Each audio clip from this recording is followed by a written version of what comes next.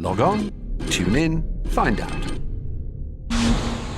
Another good idea from Cambridge.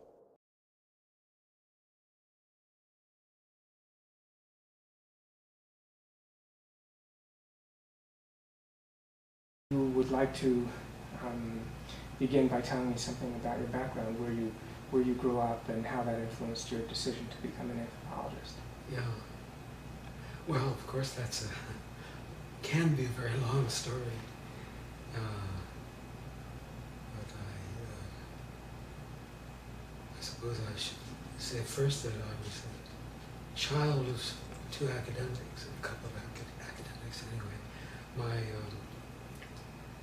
father was the dean of a medical school at Washington University in St. Louis, and he was a biochemist who became a pediatrician and then a dean.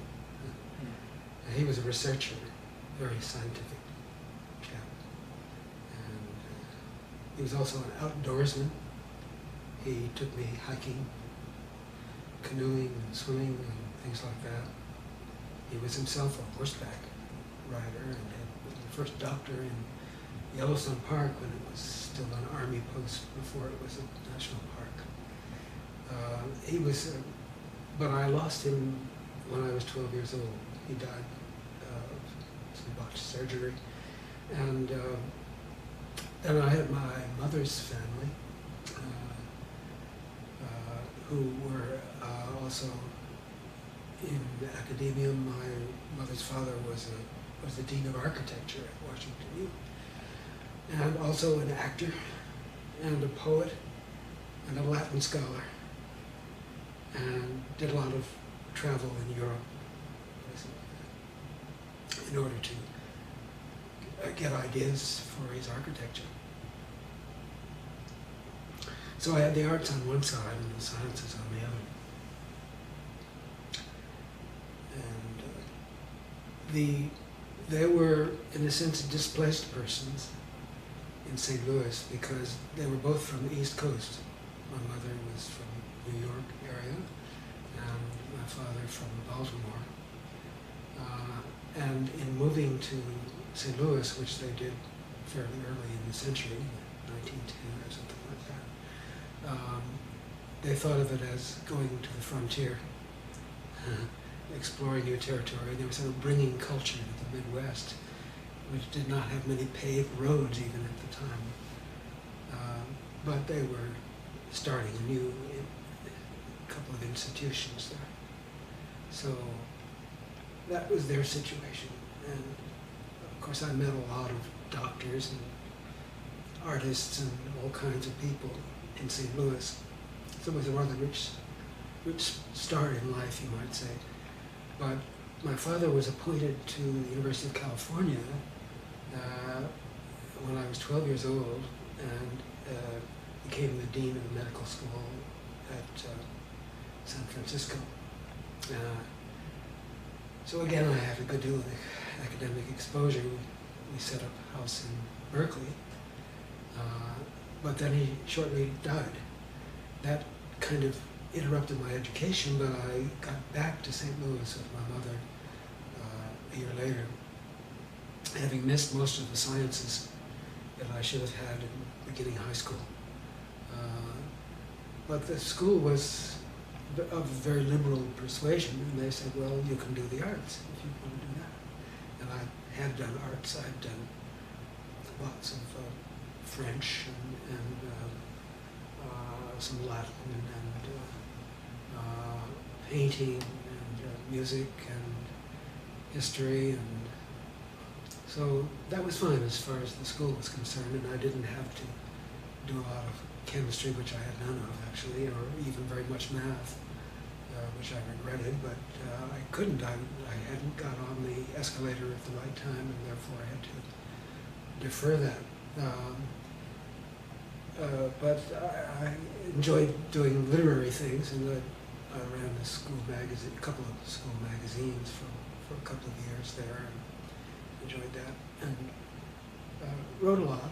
I liked to write, and I got myself a national scholarship to Harvard, and went off there.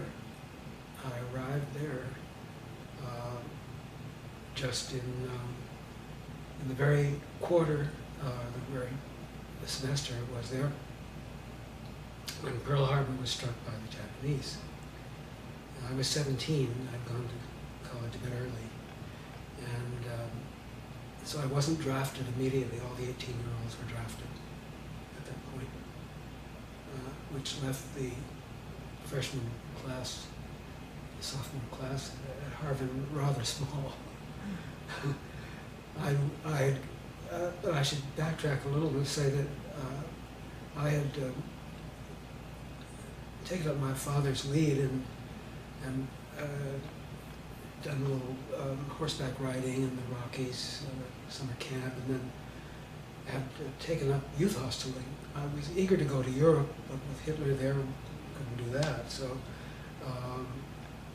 I settled for bicycle riding in the United States. And I loved the country. I loved being in rural areas. And it was possible then to bicycle around in a large part of the country without worrying about too many automobiles. There were no super highways then, and everything was rather slow. And so I used all my vacation times for touring. I ultimately went through 14 states and several parts of Canada on a bicycle with a friend in my teens, and sleeping in mostly farms where the youth hostels were. And I liked that a whole lot. And I'd done some drawing, and so I took a long pencil and paper and drew a lot of landscapes and some people and things like that. It generally oriented me to rural living. So I continued that as far as possible in college, but I had intended to go into anthropology, actually, before I went there. In fact, I chose Harvard because there was some undergraduate anthropology there in the person of Clyde Kluckholm. And you've met him or heard of him? Heard of him, of course. Well, he was actually in Washington, D.C. I think probably some military outfit had called him to Washington. He was being consulted after Pearl Harbor by people who wanted to know about how you deal with other nations, cultures, and psychologies, and so on. So I didn't see him, but they said, well, you can do some other major, it doesn't matter too much in your freshman year, you've got to do all sorts of things anyway. History, world history, and a language, and so and the college said, you've got to do something useful in the war, so study German, so I'll study German, and so I did that for a year. Clyde wasn't there, but I took up as a major art history, which was congenial as far as I was concerned. I wanted to do that sort of thing anyhow, but it wasn't what I intended to major. So I did that for a while, and they said, well, you can, I didn't know whether Clyde was coming back or not, so you can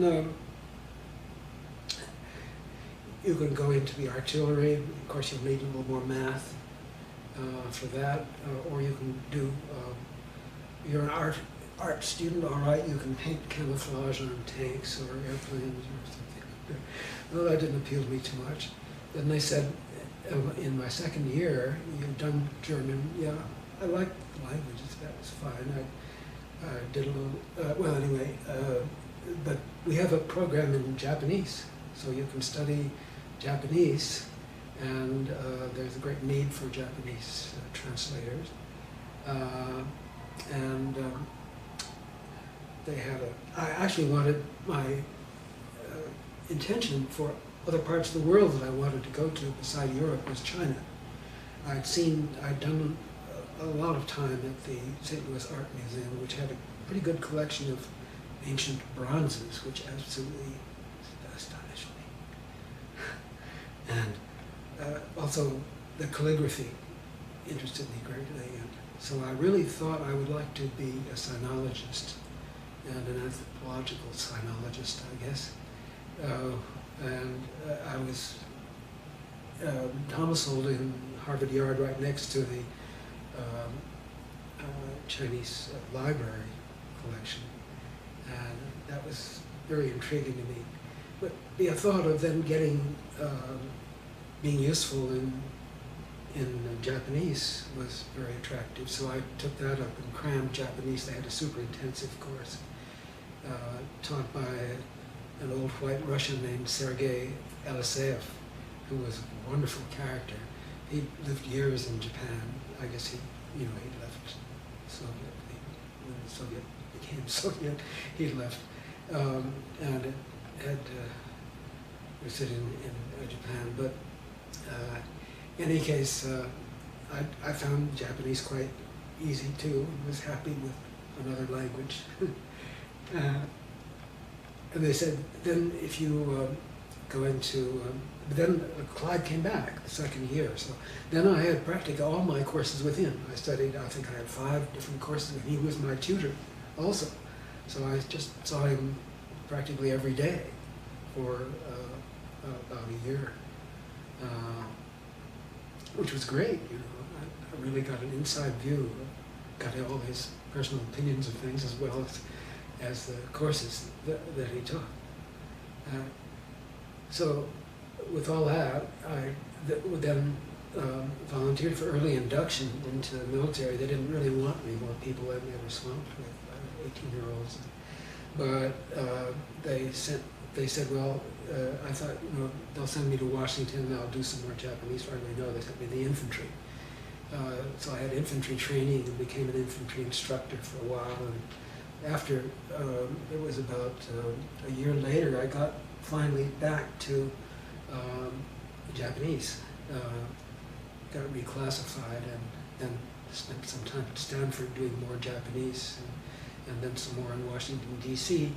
And after another year of that, and by then they said, well, we need volunteers to go to Kunming to help Chiang Kai-shek defend China against the Japanese. Well, I've been rather interested in China. In fact, politically, sentimentally caught up in the Sino-Japanese hostilities, and so I thought that would be great. I could help oppose the Japanese takeover of China,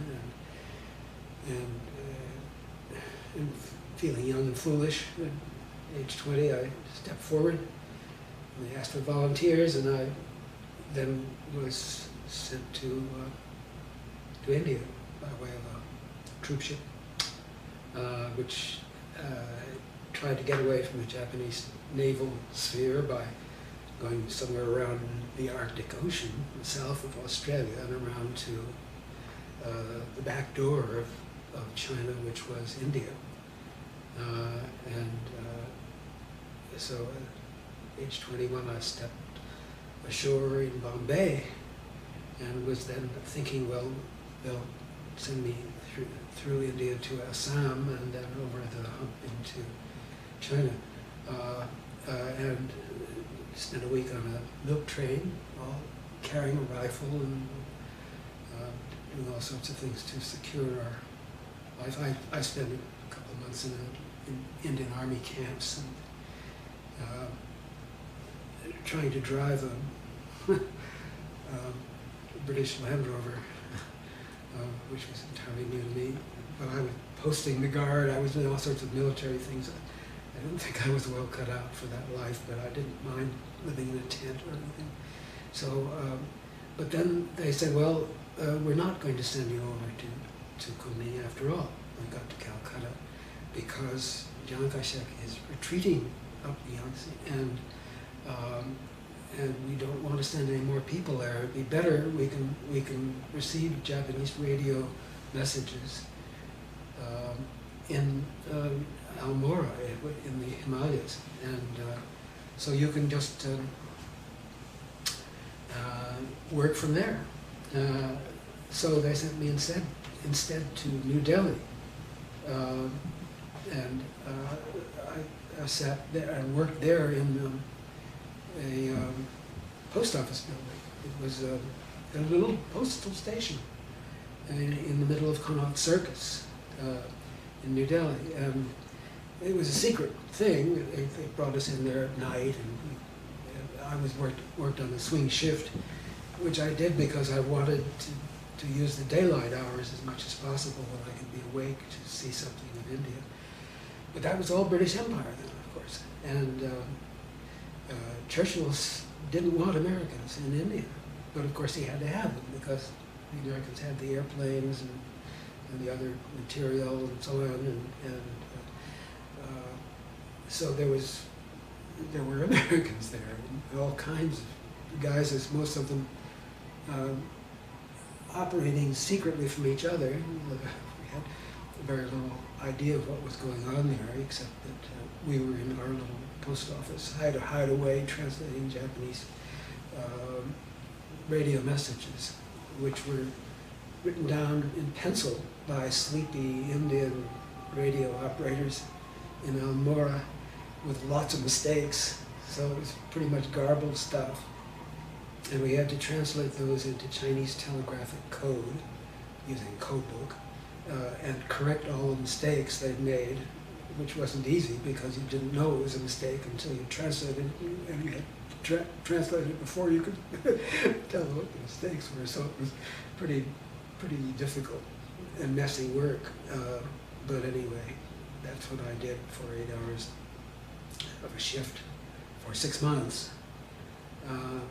until the Japanese surrendered. And that happened while I was there in India. So we had a little victory parade. At that point I had no rifle, but we could just shoulder our pencils or something. But Churchill hadn't wanted the Americans there, so the consequence was that we weren't supposed to fraternize with Indians. Well, of course, it was impossible to be there and not deal with Indians. We had Indian servants in the dorms where we lived, and of course they were around us all over everywhere else. But we weren't supposed to learn any Indian languages. So all we had were little books that say, what time is it, and where's the bathroom, that sort of thing. But I think one or two of my fellow soldiers used the bearers, their servants in the dorms, to study Hindi. But I didn't. I just spent my time usually going around looking at things visually, sketching people and places around Delhi, which was interesting. It was, of course, loaded with history of all kinds. We had very few books. There was nothing.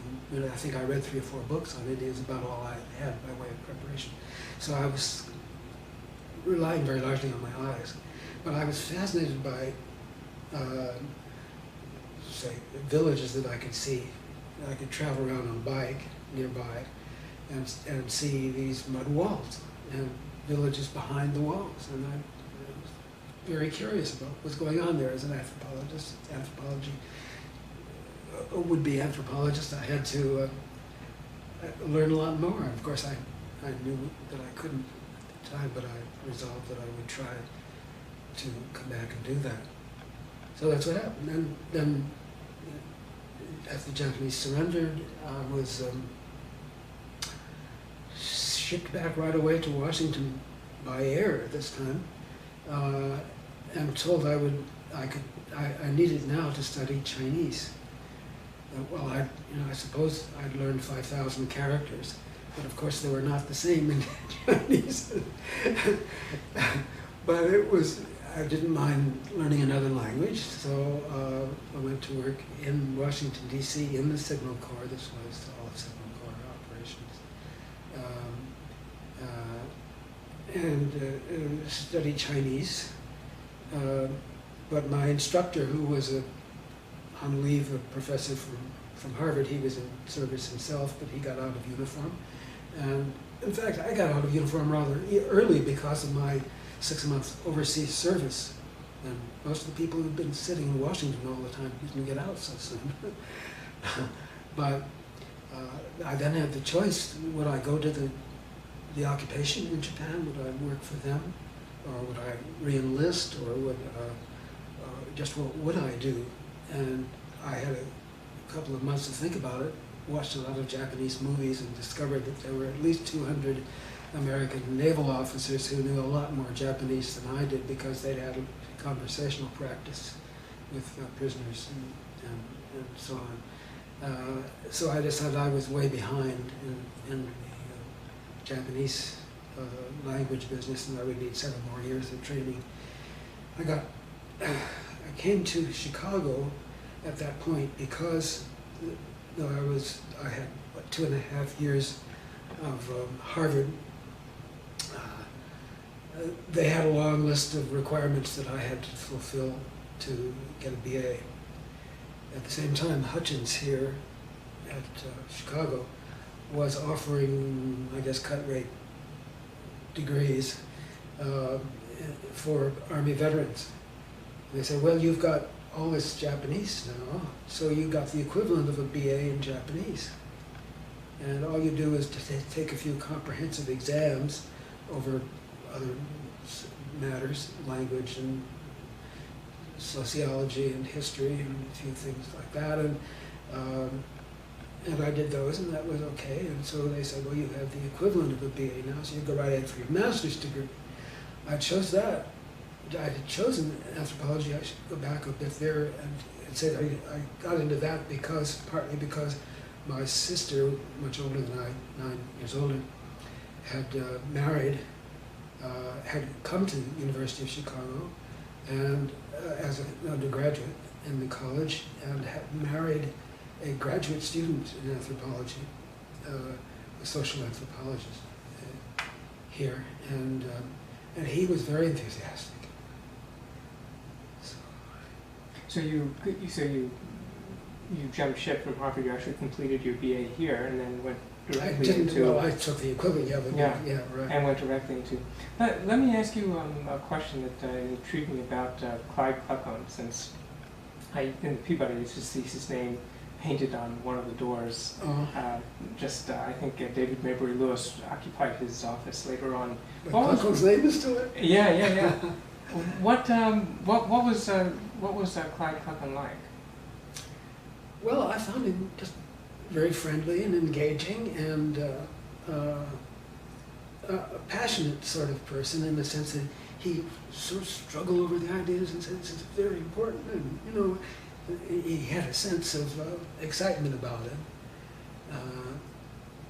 And he would sort of look off into space, and he seemed imaginative in that way also. He seemed to be quite orderly, and he assigned interesting books for me to read, and he was happy. I met him as a tutor about every second week, and he would usually give me 2 or 3 books to read before the next session, and I'm supposed to write papers about them and come read them to him. So he was very demanding, but he was also very receptive to my papers, and he was pleased and encouraging. So.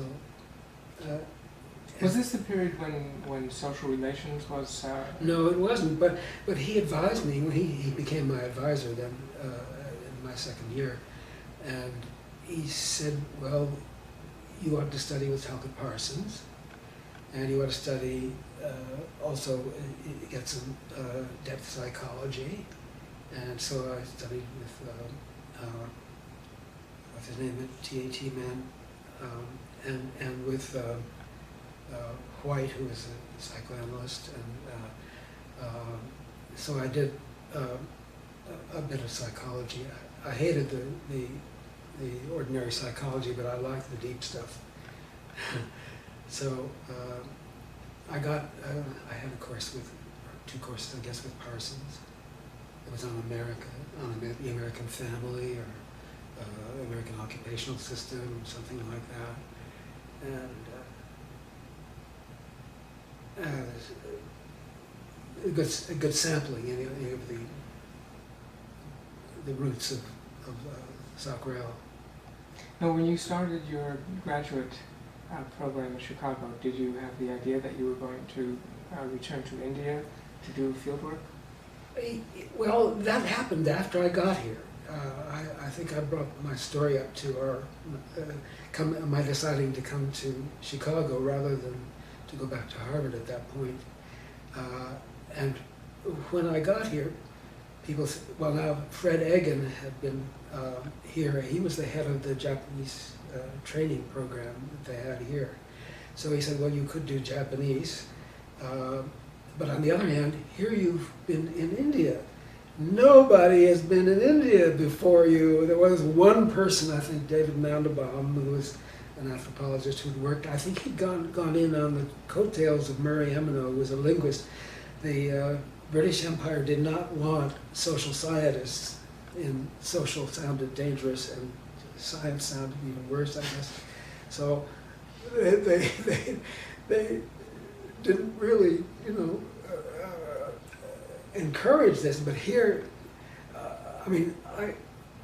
during the war, when I came back from India, I was in Washington for another 6 months, and I met Jeffrey Gorer there, who had been around all places all around the world. He'd been in Bali and Africa, and he'd gone to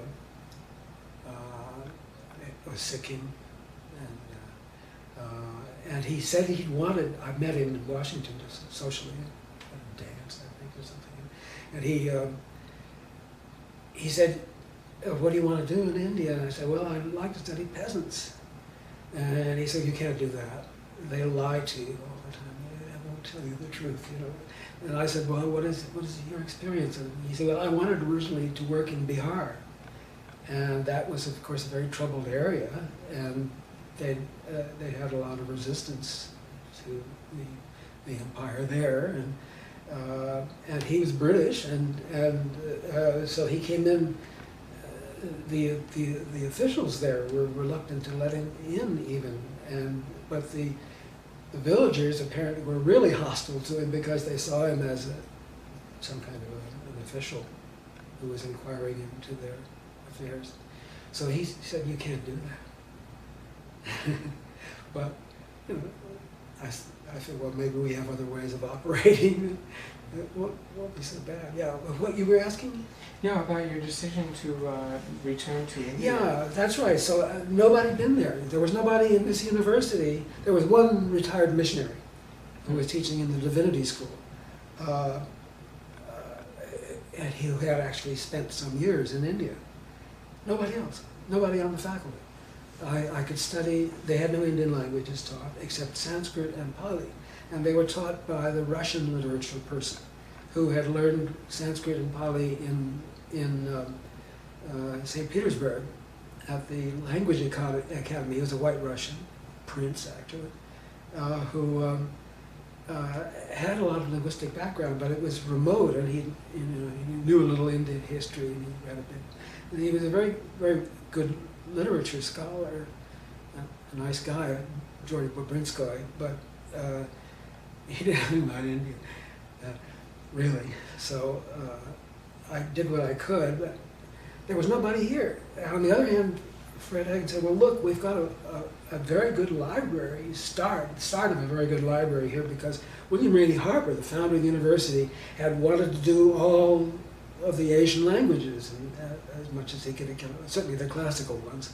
So he had originally had a professor of Sanskrit here, and I think they'd had a couple of others, but they had none for the last 20 years, so before I arrived. So, but they had a library. They bought a library. They bought up a whole Berlin bookstore, which was full of books about India, a large part of it Sanskrit. But they also had lots of the Indian census and missionary monographs and British official memoirs and things like that. So they said, so Fred said, "Well, we really need somebody to work on India, and this is a wonderful opportunity. And it's just starting up now, and you can be in at the beginning of this venture and I was studying, of course, it was Lloyd Warner also, and community studies were the thing to do, and I wanted to study a village, perfect fit. So Fred said, we just read everything in this library and then you'll be ready to go. So I did. You must have presented some challenge that there was no faculty advisor who was familiar with the region. No, so I had to look for others, and I found a few Indian students around.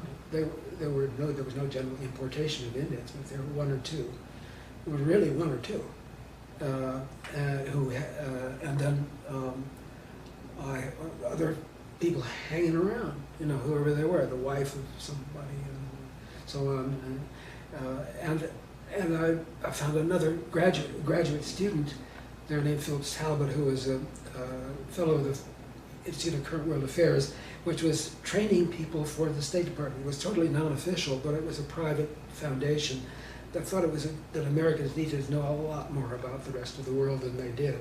So they were training people, giving them long periods of 5-year appointments or something like that to learn all about this or that part of the world. And one of these persons was a man who later was in the State Department, but he was an officer in India, a naval officer in India, Phil Talbot. He was here, and he'd already spent 3 or 4 years in India, and he had lots of interesting connections. He met all kinds of people and lived for long times and in different parts of India. So he was a great source for me, and putting me in touch with people. So he knew about the best missionaries, the ones who'd been there a long time and were sort of social science oriented. So I wrote to William Weiser, his wife, who'd written a book called Behind Mud Walls, which is a very useful introduction. And I just began then collecting people all over. So I had a huge index finally of people to write, and so I wrote letters to everybody, dozens and dozens of letters asking for their advice. Where to work, what would be interesting, what did they know, how does one do it, and so on. Well, I had a lot of help from all these people. And you went to do your first field work in the early 50s Yeah. in Uttar Pradesh. Yeah, that's right. And what was tell us about your field work, if you would. Sure. Well, the field work was sponsored by the Social Science Research Council, and they had just, at that point, just after the ending of World War II, they had gone into the foreign studies field, which they hadn't done before. They'd been sticking pretty much to, I think, to the Western world anyway, if not the U.S. But they had started a foreign area fellowship program, and I was number 1 in line. So they gave me a year and a half of what was then a lot of money, $10,000 for a year and a half. And I found that would stretch a bit further too. So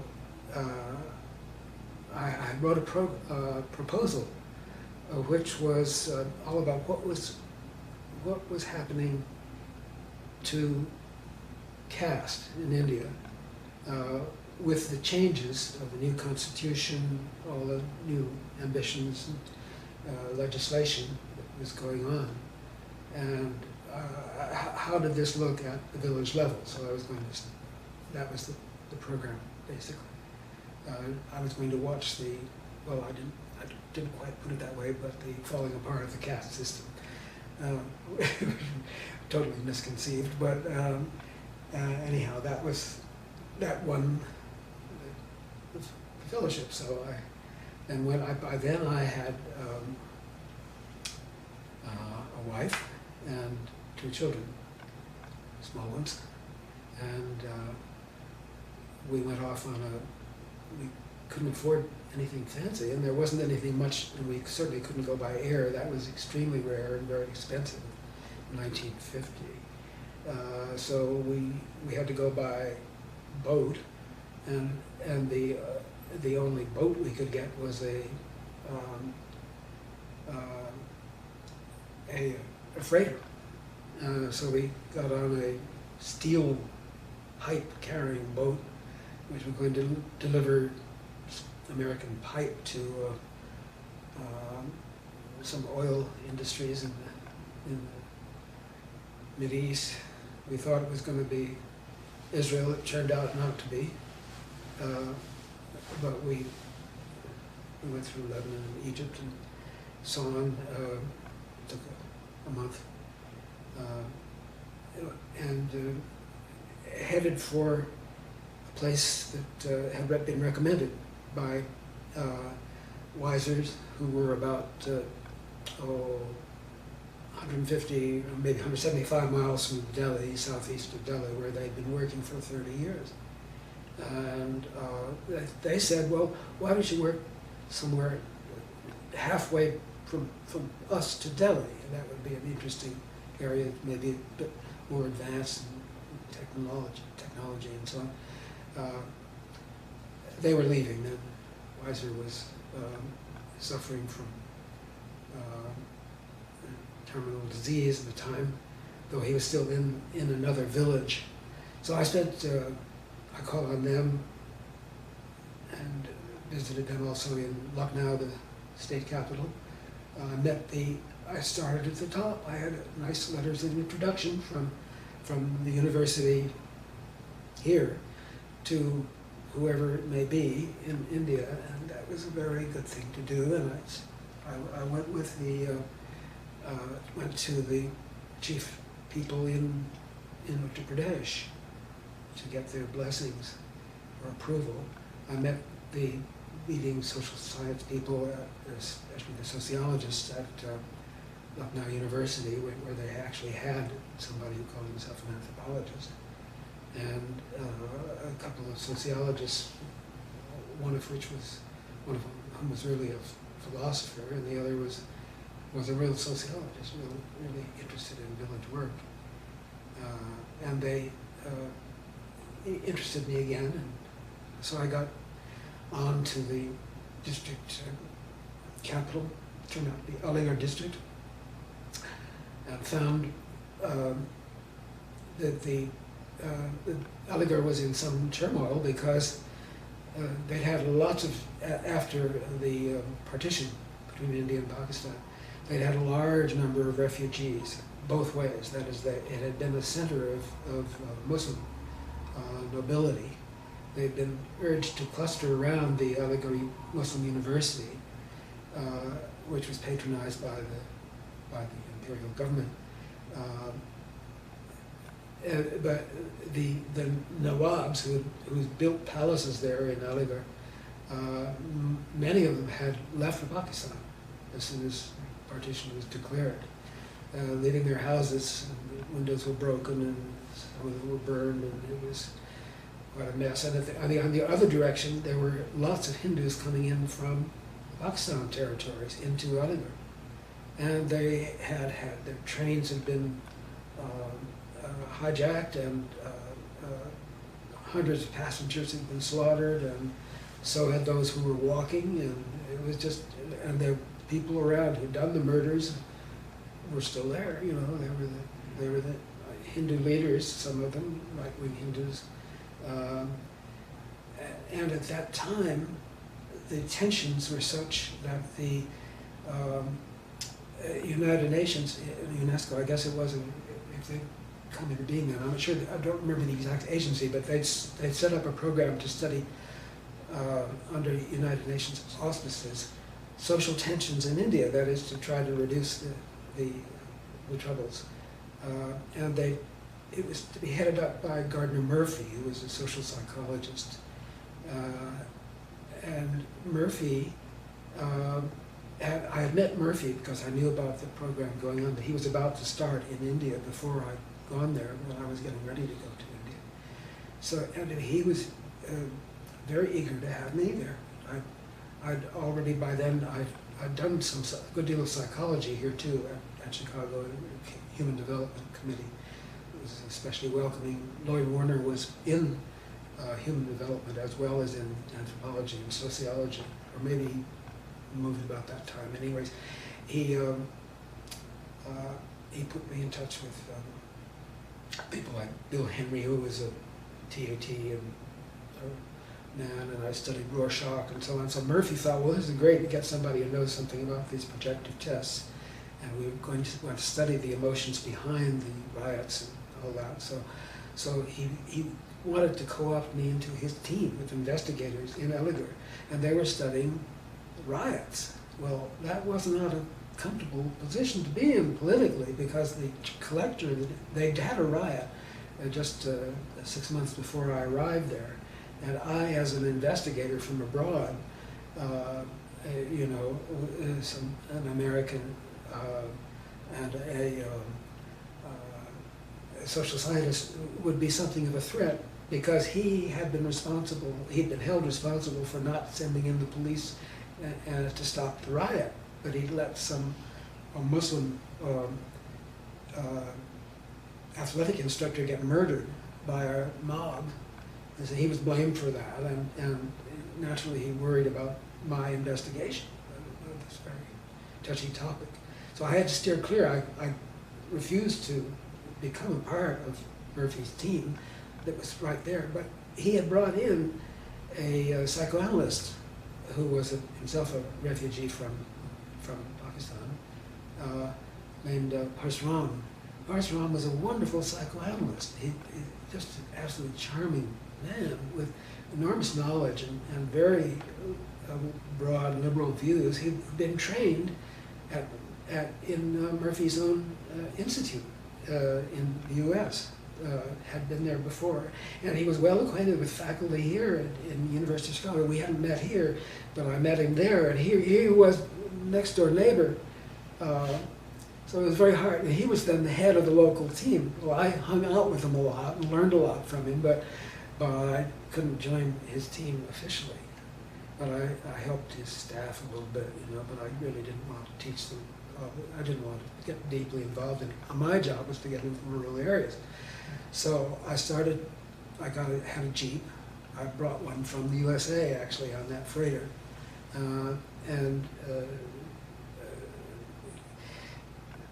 began touring the rural areas. I had maps and census statistics and so on. I said I wanted to see what villages were like there. What was the range of types of villages and kinds of populations and so on, and occupations and everything else. I wanted a general survey of the district before I settled on any one spot. And I visited, I think, 75 villages and interviewed briefly for maybe an hour or two at least in each of them. And this was, again, rather upsetting to the local officials. The official had said, yes, you can come and so on. I encouraged friendly feelings by the collector, the head officer of the district, who was an Indian. Of course, he recently appointed to the position previously occupied by a British officer. He was having a wedding for his daughter. And we'd also arrived just a couple of months before the annual fair, county fair, you might say, of the district, where they had musical performances and things like that. And I had a tape recorder that I'd picked up in England. So I made recordings of what is called a mushaira, which is a poetic contest in poetry and song between dueling poets. And the idea of recording this was very attractive to the singers, naturally, to the poets. So they set me right up on the stage there with this thing, and I recorded these dialogues, which helped my language learning. I had practically no language. Only language I'd learned ahead of coming was just from a set of phonograph records that had been made during the war and not used by anybody. But that put me up a bit anyway, and so I began to learn Urdu and Hindi and just Margaret Mead methods. That is, you go and you imitate people, and you make mistakes, and they correct you, and pretty soon you're speaking the language. That's what I did. But this was a great help. In any case, I took these recordings, these musical things, which are greatly prized, and it was in a Muslim setting, though there were Hindus present, all kinds of poets who are present. The language is really very similar. But then at this wedding, at the collector's wedding, he said, well, you were at the fair, at the Nimish, and you had recordings of this and so why don't you bring it over? So I did, and that was a great hit. The wedding party, you see. So I had some credits with the man, even though he was worried about me. His spies then were going around giving reports on my activities in the rural areas, which he was, uncertain about. And he said, he called me in, and he said, is there a reason why I shouldn't throw you out of this district? I have reports that you've been inquiring about my administration. No, I hadn't been inquiring about his administration except to ask, who was the head man of the village. That was about it, but that was dangerous information as far as he was concerned. Well, I somehow or other toughed that one out. But he said he was going to keep his eye on me. So anyway, settling the village was a bit of a problem because I was actually thrown out of 3 villages before I was able to settle where I wanted. I'd go into one place where I wanted a village that represented the whole range of, I wanted a fairly complex village where I had lots of different castes. I was supposed to study caste relations. So I wanted a place that wasn't just one caste of people in the village, 1 or 2, and there are a lot of villages like that, where there are just farmers and 1 or 2 other castes in small villages of 500 or so. Well, I wanted a place small enough so that I could know everybody. That was the anthropological aim, of course, to do the whole community, which means you know everybody, more or less. And so it had to be pretty small, but it also had to be complex. So I found several places that were right. I certainly wanted Brahmins, and there were plenty of Brahmins around in that region. Not like South India, but northwestern part of Uttar Pradesh has lots of Brahmins there of all kinds, or not necessarily priests at all, but farmers mostly. So in any case, I found one village had a lot of Brahmins in it, and they even had a local temple, and I thought, well, that would be great too. It was important. It wasn't just a local temple, it was a regional temple that had people come. They had an annual 2 or 3 festivals every year, and a community, a local community. But it seemed that they said, oh yes, you come back, live. Everybody always says, yes, sure, yeah, whatever you want, yes. But I went back, and they said, well, we'll have a house for you. And I got there, and they showed me the pig pen. It was a place that had been occupied by a local pig herd, and he died, but his little mud hut, in the yard for the pigs, that was it. I figured, well, that wasn't too welcoming, And then I realized that after some study of reading the gazetteers and things like that, they looked like a fairly wealthy community, and they had this pretty fancy temple that clearly they hadn't built, but been built by the local Raja, the Raja who'd been there at the beginning of the 19th century, before the British takeover. He'd built this thing, and the reason why it was so well stocked with Brahmins and land grants and so on was because they were his funeral priests. And funeral priests take all the bad stuff along with the dead. So that's why, but they were quite isolated. They didn't. I inquired about their marriages and things like that. Nobody married them except their own little cluster of Brahmins, because they were negatively toned, and as far as other Brahmins were concerned. So they were a little uncomfortable again about me learning too much about them. I don't know what else they were involved in. So that was the pig pen story.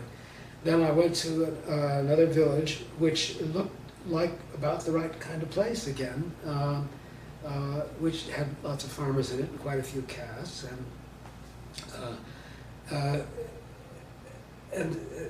Well, let's see, actually, there was a cluster, there were 3 or 4 villages together that formed a sort of group. And I thought, well, that would be interesting too. You see the relation between the smaller and the larger villages. I met a merchant. No, I guess it was, how did that happen? I met a merchant. I also met an office boy in Elliger who he had just had a wedding, his own daughter's wedding, and he had a spare house. He built a house for the bridegroom, who didn't stay there, he was just there for the wedding days, and he wanted to rent it. And that was in one of these little, this cluster of villages. Well, I went there, so I had 2 or 3 contacts. I talked to one man who was quite fluent in English, a merchant of the Elliger lock industry. And he was very eager to meet me, and very friendly and comfortable with me, because he was an urban person who lived in a village, but he was doing this urban, he was a traveling salesman for the lock industry, so he was fairly sophisticated, urbanite type. And he said, well, there's a village near here where he had a friend and who was a Vaid, a Muslim doctor, and he would probably be glad to have you living in his place. And he thought there were some empty spaces there that I could use. Went there, and they said, oh yes, you can come here. Well, okay, so I spent another couple of days there, around there. It seemed like a suitable place, but as I spent the night there and listened to the conversation, I had an interpreter working with me then, a man from the city, from another city, and he said, well, they're bootleggers, and they're worried about you're bringing the police here, you know, and so they didn't want to, you know, they weren't comfortable about it at all. So that didn't work out either.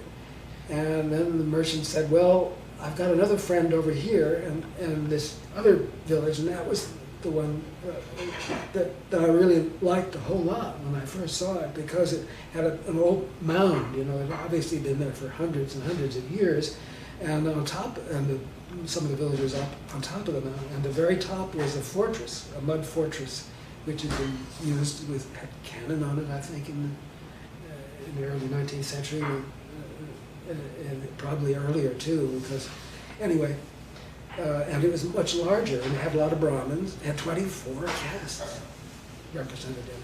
So that was perfect, you know. And the friend turned out to be a Jordt landlord who lived in the castle up top. Not much of a castle, but fancier than anything else in the village. And he was very friendly, because he needed friends, for one thing. He was the majority of the people in the village, the control of the village, not the majority of people. 1/4 of the population were Brahmin farmers. And they were subject to the Jordts, who had taken over in the 17th century during the sort of crumbling of the Mughal authority. The Jorts had moved in from across the Jamna River into that area, and had taken over, and they were pretty rough on the local Brahmins, who were otherwise, they had a Rajput king before. The Rajput had been driven out, and the Jorts took over. In any case, the Jorts, as rulers now, were demanding that the Brahmins give them a lot of deference. They had to stand up whenever the landlord walked by and do all kinds of things that were sort of very irritating to the Brahmins, who thought they were the top people. But this landlord, then, who was the remaining Jordt landlord, there were a few others, 2 or 3 others, but he was the only one who really had any land still under his own control. But he was eager to have me, and he had a little English, and he had a son in high school, and thought, well, that would be a good thing to have. And then he found this office boy, city office boy, who had the house to rent. And that was in the potter's quarter, actually. My neighbors were there was a cotton carter, a group of potters, and a couple of Muslim families. That was the neighborhood in the village. And the idea was that by having a village that had all of that was richly represented by caste, you could study the dynamics. Right, I could study, and it turned out to be just wonderful for that purpose because, well, I moved in and to this house.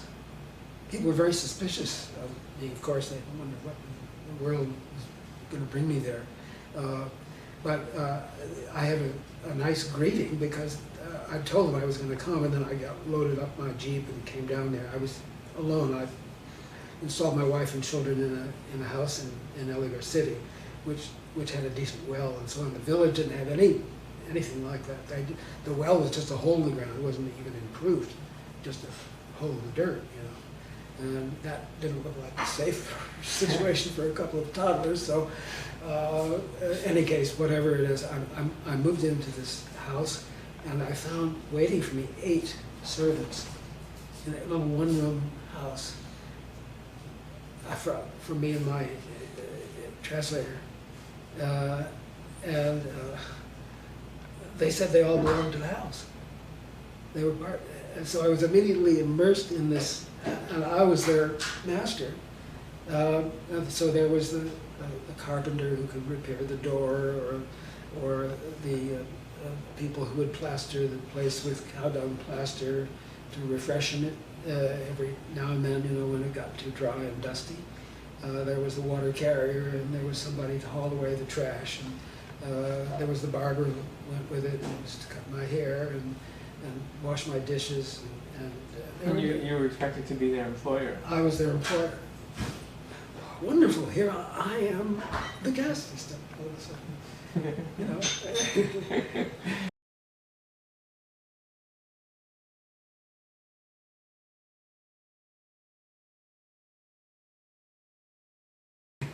How do you think you met as far as the expectations of what you had originally written your grant for, the so-called disintegration of the caste system? How? Well, see, they hadn't heard about the disintegration of the caste system, except they're worried about me disintegrating the caste system. What happened was the barber, who was, I was so lucky. I got this barber. He was about 60 years old, had about half his teeth, but he was very garrulous, and he wanted to talk about everything and everybody. And the barber's wife, they're the midwives, and they're the hairdressers. And the barbers, of course, know what's going with the men. And the barbers are the people who carry all the wedding invitations and do the wedding negotiations and all kinds of things like that. So it was an absolute goldmine of information, this barber. And he would know about everything. You know, I'd say, well, what about so-and-so? Well, he's doing this and that, and his daughters and his sons, and, you know, everybody's information was right there. So, great.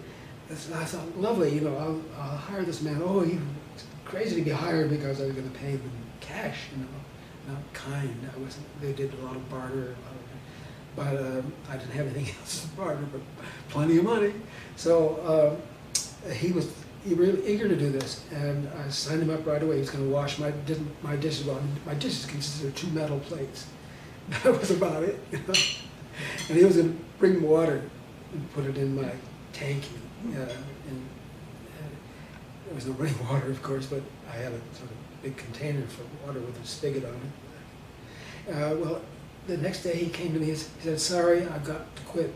I can't work for you. Why not? Because my Brahmin patrons would be polluted by you. If he washes my dishes, he would be polluted. Now that had great implications because most of his best customers were Brahmins. And not only that, but he had a daughter to marry, another Brahmin. And she couldn't marry anybody because he would be polluted, she would be. So everything depended on that. And the Brahmins were very upset with me because I was going to destroy their service system, invalidate and the whole caste of barbers And the reason why it was a bigger village, it had 1,100 people in it. No, it was about 850 then. But one reason why it had 24 calves in it, because they were serving all the surrounding little villages around. And the barbers, there was a whole lot of barbers there, they were serving 10 other villages. So this would be a terrible, this is the jugular vein, you might say, that I was threatening by asking this man to wash my dishes. So then I began, follow this out, and there was a very hostile reaction by the Brahmins. And they thought, of course, that I would eat meat and throw bones around and generally disrupt things and sit with the untouchables and the village and threaten. And then, of course, rumors. Oh my goodness, so many rumors they had about me, the terrible things that I'd done, and I would hear this through my interpreter or through the barber. I kept the barber around anyway. I didn't make him wash the dishes, but he was, he was a very welcome visitor to my house whenever I could get him in. He loved to come and hang around anyhow. So, but the rumors were terrific. Well, it just happened that in another village 10 miles away, another anthropologist had arrived. And this was a woman named Gittel Steed, Gittel Poznansky Steed, who had come from Columbia University. The Columbia University program in other cultures had been financed by the Office of Naval Research, and again part of the war morale business. And she had been intending to work in China, as had my professor Robert Redfield here. In fact, he was in China, and then the communists took over. He was in a village not far from Beijing, but he was thrown out by the communists, asked to leave. And so she, from Columbia, that project, which was also going to be in China, was terminated. But the Columbia people said, we got all this money, and the Office of Naval Research doesn't ask for it back, so how about we go to India instead? Well, so they'd gone to India on a moment's notice, and they'd been working in Gujarat for a year. But then they moved over. They worked on a Hindu village in Gujarat, in Western India, and then they wanted to do a Muslim village, and they chose an Aligarh district. This was entirely, I had no idea they were coming, but people said, well, there's another anthropologist here. So I heard, and that was Gittel Steed, and she came with a fairly large party of assistants. Now, where were we? Well, one question was how you ended up navigating the matrix of all of these caste dynamics. Well, I did all the usual anthropological things. That is, I tried to get acquainted with every family in the village. I did genealogies, get names of everybody. Of course, I got a lot of false names and crazy information, the way Jeffrey Gore said I would. People were afraid of me, of course. But they had rumors. They thought I was going to take all the children and put them in orphanages the way the missionaries had done during famines. They had these stories, about the way these foreigners act. They'd never seen an American before. Most of them had never seen any European person before, as a matter of fact, in that village, because it was way out in the sticks. I chose a place that was as far as possible from any regular lines of communication, so that it would have all the more conservative features, and it certainly did. But they were worried, and my colleague Gittel Steed over there, she was relatively naive. She didn't have any Indian language at all. But she was a psychologist. She'd done a lot of work with Margaret Mead. She was Margaret Mead and Morris Carstairs was on her staff initially in Gujarat. He was a psychoanalyst doctor, medical doctor who'd been come under Margaret Mead's aegis when he was posted in New York during the war. But anyhow, Carstairs, well, she as a where was I? Complicated story.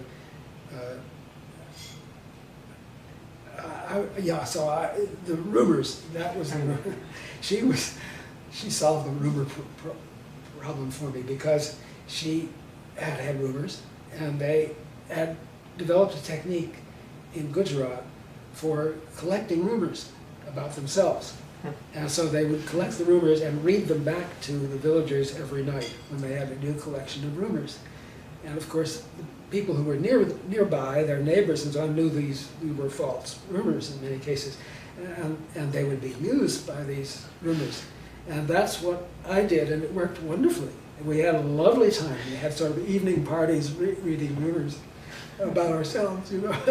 And of course, the villagers were pretty good at making up rumors. And you know, I'd cut off the breast of a barber woman in order to get this house, and I was going to take over all the fields and start up a collective farm, or I was going to build a skyscraper. The only idea they had, you see, many of the people I had, was from these little peep shows, that little thing they go around the village, you know, and they had pictures of New York skyscrapers and things like that. And so they figured, yeah, I was going to build a skyscraper. That's how the Americans get these tremendous yields from their fields, by making one on top of the other. So they were going to, anyway, I was going to take, you know, all these crazy things I was going to do. Dangerous guy. Now, there was right at that time, if I'm not mistaken, there was a rich cohort of people who were beginning to study South Asia at that time, at around the time that you began also. Yes, So others came in, yes. Morris Carstairs, not Morris, Morris Oppler from Cornell had set up a program in East UP, and then set up another one in West. But apparently he didn't get on very well with the Lucknow people. And he had these two stations in Uttar Pradesh, and he offended them somehow, and they felt some rivalry, and ultimately made it very unpleasant for him. So he had to leave. But he had some students, and some of his students got into trouble. He had a team. They built a big bungalow in one of his villages, which then housed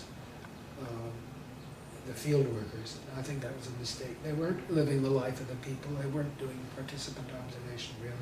And they were much more focused. They went in and they were going to study this or that particular topic, and they were relatively narrow people. I was in a small community trying to do everything. My idea was holistic research. Well, ultimately I did. So I tried various social psychological questionnaires and things like that that were focused, but that were focused as part of the whole thing. I mean, I asked people to describe each other, and so I was interested in the terms they used for the descriptions, and I generally asked open-ended questions. I used TATs and picture stories and so on. I didn't find those things very useful, though, really, because people were so full of stories anyway, that I didn't really need to show them pictures to get them to talk. They're very talkative people, very, very talkative. So that part was easy. And then you said that you were studying with Robert Redfield. He became your graduate advisor. Well, he did. He wasn't ever, no, actually, but he was, of course, cooking up big designs for India, and he wanted to study the whole he wanted to study civilizations, and he'd been an ambulance driver in World War I in France, and he was a pacifist, and he was just so sick of war. And he wanted to do anything with the new United Nations being formed that would promote mutual understanding among nations. That was his major motivation in starting this. And they got this big foundation. Grant He, with Milton Singer, philosopher turned anthropologist here. They were just taking over. Milton hadn't come to the department while I was there in training. But Redfield was there just as I was coming back. But in fact, before I'd come back, he was writing me letters. And I had gone to some of these seminars. I'd never taken a course with him, actually. And he was not my advisor, but he was my guru in another sense. And I was very impressed with him, and I liked him a lot. And I was a teaching assistant for him, I think, a year before I went. And I felt very, very happy with him as an intellectual inspirer. And he then began asking big questions, about the civilization as a whole. And so he was interested he and Milton developed this idea of the great and little traditions, which I didn't think was a good idea at all, but nevertheless it was clear that I could answer a lot of questions about that. That is, we have these Sanskrit level, somehow or other. M.N. Srinivas, leading Indian sociologist, had been very cordial to me also. Srinivas had just taken over the professorship in Baroda, sociology department at University of Baroda. And when I came to India, and I called on him, and he was very, very welcoming and very eager to have other anthropologists working, and to do this sort of holistic. Well, then Srinivas and Singer got together. Singer was then working in India for most of the year, I think. So they got acquainted, and that brought me together with the whole question of, and brought Singer into the great and little issue. While I liked the idea of doing the whole, that holism idea was terribly important to me. Do the whole civilization, to see everything in the largest possible context. Start worldview, everything. That's really cosmology from the villager up, and whatever the social relations are that connect the higher and the lower levels and so on. Well, I can see lots of evidence for that going on in the village. Oh, so much going on. So I could supply Redfield with anything he wanted, in the way of leads and information and suggestions. So we had a very cordial relationship. It's interesting, that idea of studying the civilization instead of a village inside of a culture. You published a paper quite a bit later about ethnosociology. Oh yes. That seemed to speak to that. Yes, that was certainly a Redfield idea. That he when I was working with him as an assistant, reading papers and things like that, anything that he said, well, this is just routine social science. That was, that it would just take American social science and apply it, or use Weber or Marx or whatever you want, but to do it without asking their ideas was a big mistake. So the idea of working with indigenous logics, indigenous categories, was fundamental, and I kept that in the back of my mind. I did a lot of statistical research at first that was pure American social science, I think, at the beginning. Lots of observations, I had thousands of little slips of particular observations of who's talking to who. I tried to identify everybody in the village. And then I would just wander around the village every day, the usual anthropological thing, trying to cover the whole picture, you see. Meet everybody, don't just get one informant. Everybody's your informant. But I wrote down everything that I saw, all day long. Very, very picky business. And then I added them all up, see. And I could see, one of the amazing things I saw right away was that people of different castes were friends. My God. According to the literature, they never talked to each other. They never ate. They never did anything together. That wasn't the case at all. There were 1,000 people, and they were all doing, they were all related to each other in special ways. But I had to then see that it wasn't just A and B talking, but it was A talking first and B talking second, or A sitting down and B standing up, and all the little niceties of social relations. I had to learn all of that. All this thousands of little slips, and they're useless. So the statistical approach, I had to learn their ways of counting things. So I'd ask, what did you see today? And get their ideas. I did a lot of that kind of stuff, mostly just listening, not asking a whole lot of questions. I did try to do everything normal, you would do in the way of getting a census and land records and all that kind of thing. Now you went back for an extended period of research. Yes. A few years later. A few years later, right. Yeah, and what brought you back, and was it in this? Well, it was the Green Revolution that brought me back. Oh. It was 19 years after my first stay. I stayed in the village more than a year. And then when I came back, I was quite focused, and I had by then worked up all the basic facts about the village, you know, and the old people, everybody was on a slip, and I had boxes and boxes of detailed information about the physical situation and everything else, really. But then I could see the tremendous changes going on. They'd gotten electricity. I actually helped bring the electricity in myself. I'm almost sorry for it, but because I like the old peasant culture an awful lot. You know, it was very, very interesting and so different. But I brought in the electricity that helped light the houses. They were getting some for wells, for pumps on electric pumps on wells. But there was so much going on. They were having the first national election the time I was there. In the first time rather, this was then another election had come along at this point. So I was seeing the second complete election of the village politics about this, and new laws had come in, and they were in the first time I was there, they were doing land reform. So they were giving bonds to the farmers who had to pay 10 times their rent in order to become owners. That is, the farmers, almost all the farmers were tenants under the old tenancy system. The new tenancy system made them owners, and they were paying directly to the government. They wiped out the landlord class that was in the middle. The landlord was being abolished. That was another. Landlordism was being abolished. So I'd known a lot of the landlords, and so it was a wonderfully tumultuous time for things happening. And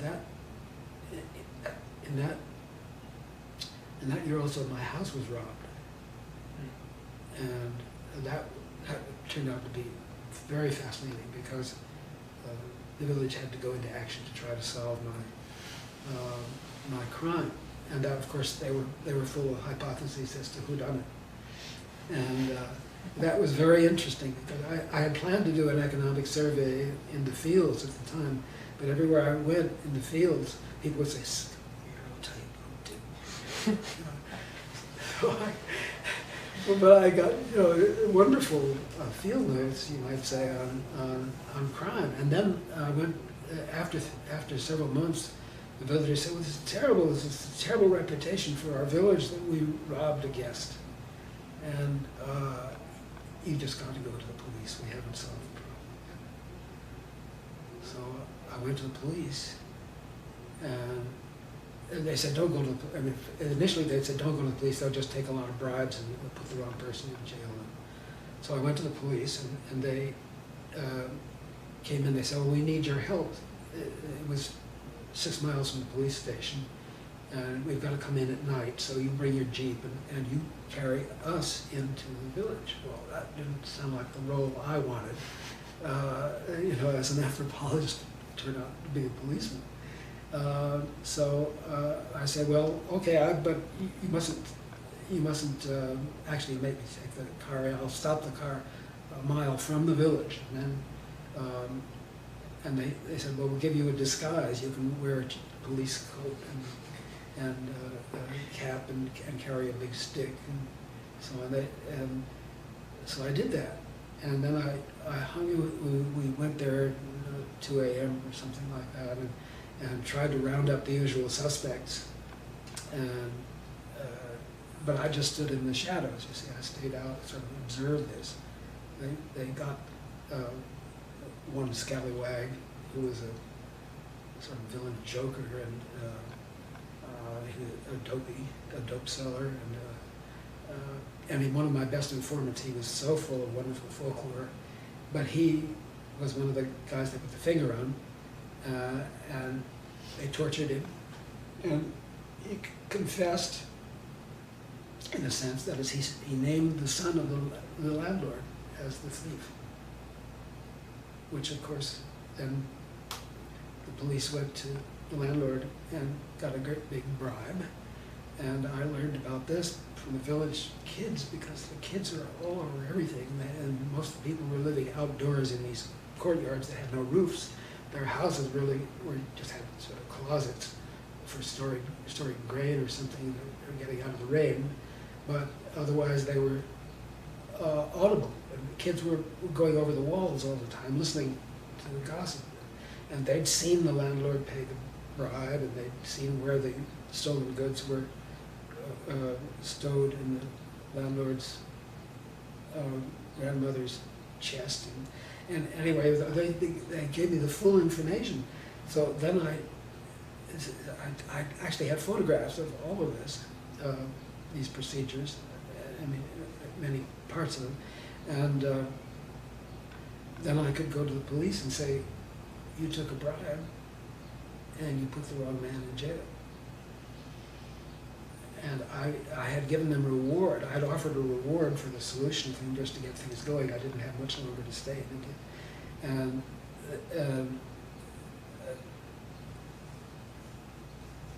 I then asked them to return the reward. So I had the police then, and then I got information from the police about how they operated. And I began to feel a bit worried because they had guns and I didn't. So I was glad to be leaving, but I thought I'd have trouble because I put the wrong man in jail. Well, actually, most people were glad to have the wrong man in jail because they didn't think he was the wrong man. He was waiting, he needed in jail. Well, he ultimately died in jail. And he was not a member of an important kin group in the village. So when I went back 19 years later, I thought, well, that's going to be some trouble for me there. I don't know. Nobody thought about it at all. In fact, I learned some of his poetic orations, which were very comical things that I'd learned from him. I'd written them all down phonetically so I could pull out my notes and read these things, you know. And villagers thought they were hilarious. But this dead man, this dead thief's orations were delightful. Everybody thought that was just fun. When I went back, I then lived in the head man's house in the second. They were really cordial to me, entirely different from the first time. And I was immediately brought into the head man's house. I was installed in his living room as my quarters for 6 months. And everybody wanted to come and see me and tell me all about them and all the things that had happened in the 19 years past. So it was a lovely time. Very, very fortunate. I have two more. This has been so delightful. I have two more questions. One is just a question about your cohort, who your most important collaborators and colleagues were as you grew up in Indianist anthropology. Well, there were a lot of them. A great many of them were ones I created, in the sense that is students. We had some wonderful, wonderful students, and I was blessed with students. At first, I was doing this routine stuff, doing my statistics and so on, and I had good people who I was wasting the time of, I think, by employing them, you know, as assistants. But as time went on, I learned a lot more, and my angles changed greatly. I went to the Behavioral Sciences Center for a year at Stanford, and that changed my mind about a lot of things. I was able to learn a lot of math that I hadn't learned in high school, and by then there was a lot of stuff that wasn't just ordinary statistics, but it was formal relations.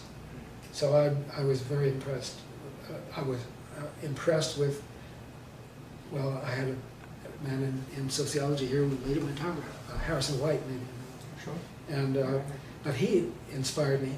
He said, look here, you can do graph theory and formal relations, which permits you to do just exactly what you wanted to do with caste. And it was really a godsend. It was entirely different. So I learned scaling and other non-parametric stuff and graphing. And I like to draw pictures, and I like that and I began doing three-dimensional graphing, and the 3 dimensions are really, I really went to town with, and that's what I'm working on now. But my other people in the university who inspired me were Not a whole lot. I mean, David Schneider did, but his American kinship stuff, I was attracted to because of its beautiful simplicity. Just a 2x2 square diagram was the essence of the whole thing. And I thought, well, that would be very interesting if I could do something as revealing as that, to sort of model Indian civilization in a little 2x2 diagram. But I couldn't do it, and it was clear that it didn't work. Well, then I had a couple of students who, I mean, then of course Schneider was affected by Levi-Strauss, and he wasn't the only one. Levi-Strauss was very much in fashion. Levi-Strauss came here, and but I read what I read of Levi-Strauss didn't work. The Indian things were not 2x2. They were not dichotomous. They were not. You couldn't talk about oppositions. You could talk about differences, about comparisons. You could do, but you couldn't. It didn't have any parametrics to them at all. That's like the Indian things, or maybe most things in the world don't. But the Indian ones certainly didn't. In fact, they're philosophically against it. So then my colleagues here in Indology were very important. Hans van Buitenen, for instance, he was an expert in not only Mahabharata, Sanskrit in general. He read it like a native, but he also was an expert on Sankhya. And Sankhya is the kind of, it's the most elemental, the most pervasive, and still the best known, and the most, I would say, structuring of all, comprehensive in the way that it structures all of Indian life. It deals with the 5 elements: earth, air, fire, water, ether. And I found, and I'm finding right now, that all of these are really very, very important. And you don't think, well, that's not social science, earth, air, fire, water. But it is, because they build a whole lot of social categories on it. They build qualities of the mind, kinds of human action, kinds of human sensation, everything in politics, food, religion. Everything is built on this 5 thing. Well, now it isn't really 5 dimensions, but there's 3 dimensions plus space, plus place, a location like Earth or something like that, or the location of anything, the container of anything. Anyway, I have now been working on interpreting these things in there are 5 or 6 different Indian schemes that are all parallel. None of the Indologists have seen that they're all parallel, and and I'm finding them in peasants, and in everyday life.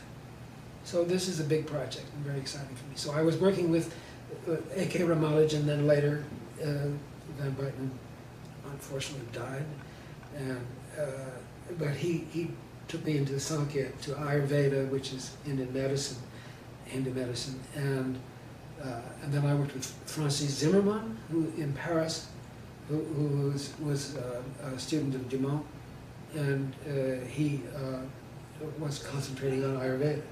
And so those are the principal people, the Indologists, Ramanujan, the poet, a dear friend, and we all learned so much from Ramanujan. It was just amazing. He was a poet and a linguist, and very interested in social science, and a folklorist. And he had done all this kind of South Indian folklore, so he was very good in pointing out where things were different in South India and all that. But, very imaginative guy. So I just went around to all kinds of meetings with him, and he kept inviting me to India, and so we had a lovely, lovely time.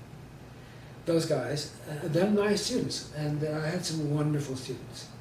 And I had I directed about 30 or 40 PhDs, and most of them in India, and a very large part of them my kind of people. That is, that they wanted to do things in indigenous conceptual systems.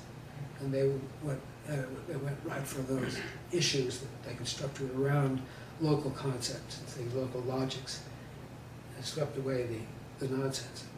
Our big bugaboo was Louis Dumont himself, because he was trained in anthropology, sort of. He actually didn't have a PhD in anthropology, but he'd hung around Marcel Mauss, the sociologist, and got himself a job in anthropology. In fact, he had never done anthropological field work in the usual sense. He'd done some interviewing out of context of members of a South Indian tribe. He never studied the caste system, and then he wrote a book on caste. This was crazy to me. But he tried to do a community study in Uttar Pradesh, but he fell ill, and he left after a couple of months. He never did a community study. He'd only studied uprooted tribal informants, and he'd only done their kinship. He knew nothing about rank. The first article I ever wrote, I published by accident because it was a field report that I'd written for my Professor Egan, actually. Got hold of it. I sent it to Lloyd Warner, and he gave it to Fred Egan, and Fred Egan said, well, we're starting up a new magazine about economic development, so why don't we publish this? He didn't ask me, just published it. And in the first number, the first volume of Economic Development, Cultural Change, this journal that was coming out of here, Bert Hoslet, bless his soul, was the editor. Nobody asked me. They published it. It had the real name of the village in it. I was trying to do it under a pseudonym. So they blew my cover in my very first publication. And this is bad because I wanted to publish all kinds of things that needed a cover about the village, crime and whatever else. Anyhow, it got me started. But in that article, especially in the second one, which was published with my approval later under a pseudonym, I focused it all on hierarchy, on the term which was used in American sociology just to mean up and down relations, just asymmetrical relations between people. But Dumont used the word. I had met him coming out of the field. I met him while he was writing up his South Indian kinship stuff at Oxford. I'd stopped by to see him. I was fascinated by his what he picked up from Levi-Strauss, I guess, which was the idea that marriage is not about extending the lineage. It's about getting brothers-in-law, about affinal relations. And that was fascinating, and I loved the article, one or two articles that he published, in fact, one article. And I had gone to Oxford to see him because I admired this article. It was so fresh and interesting. It raised all kinds of questions. I'd done a lot of kinship in the field and so on. We had fascinating conversation. But this idea of hierarchy, I mentioned it, I don't know, 20 times in that first article of mine. And he said, well, that's so surprising, He didn't understand about hierarchy. He doesn't even mention hierarchy in any of his, in his kinship work. He doesn't even see senior and junior as an issue. I mean, there's just no, it's all interchange, it's all marriage, and there's no descent to speak of. They puts in the descent lines, but he doesn't understand high and low relations, which to me were the most utterly striking and for an American and egalitarian, to go in and find everything. Every relationship is structured high and low somehow. Everything you say and the way you say it and so on. And then he amazed me by making this the topic of his book. He had no field work on it. And most of the people he quoted, there were old reports. He didn't have any students working in the field. He didn't have detailed. He picked up some stuff from Adrian Nair. Well, Adrian did very well, but he did not systematize it, and he did not theorize the high-low stuff. So it was the only approximation, and basically he just got it wrong, terribly wrong. But he claimed it was all, and then he went back, he insisted it was all French sociology. He was going in at a time of de Gaulle, I guess, was in power then. He told me that he had to get a job in Paris. He really didn't know anything about North India. But he had to get a job there, and he had, as a prisoner of war, he learned Sanskrit. Well, he was captured in Maginot, so he had several years studying in prisoner camp Sanskrit. So he knew some Sanskrit, but he didn't know much, and he hadn't done any Sanskrit in context. So he didn't know any Ayurveda, he didn't know any Sankhya, he didn't know any the real basics. But he was writing it all in terms of Brahmins. He spent this 3 months in a Brahmin village, in a Brahmin household, really, where he was sick for 3 months. And he got the Brahmin view, and he published it, and then everybody, it was pure French sociology. The hierarchy that he was talking about was the French Catholic Church. And he uses the word, he says, hierarchy is all religious. Well, it didn't look religious at all where I was. It was, ownership, it was power, it was people getting beaten up, it was, it was high and low class, you find extreme stratification, which people didn't understand what hierarchy. Oh yes, you could say there was something to do with purity and pollution. That's true, but that wasn't the rationale. It wasn't anything. It wasn't. Anyway, that was the big problem. But the world wanted to study that because it was so European, and everybody went crazy. Well, not everybody, but a lot of people did, and that was all. Then that really was a big problem. So my students all had to say it is not the way Dumont says. And then they were attacking Dumont and so on, so we had a lot of wasted time over polemics. But anyhow, the students were great, and I just had one after the other, and particularly it was wonderful because they would each go and they did really proper field work. They'd all go and they'd stay a year or two and they'd live in the community and they'd do the whole community and pick up all kinds of stuff. So I was very pleased with a lot of the results. And many of them were women, and they began working. This is a time when a lot of women were coming into anthropology for the first time, and they were doing things that had never been done before, in talking about kinship in India and families. So I had several wonderful sources of information. These people, then the Social Science Research Council of New York, I went back to, and we had a person there named David Zanton, who was actually done a PhD on the Philippines here with Fred Egan, and he'd become the sort of person who was supposed to deal with most of Asia, I think, at the time at the Social Science Research Council.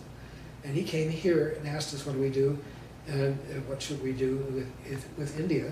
And Ron Inden and Ralph Nicholas were my students. And Ron was actually a student in history.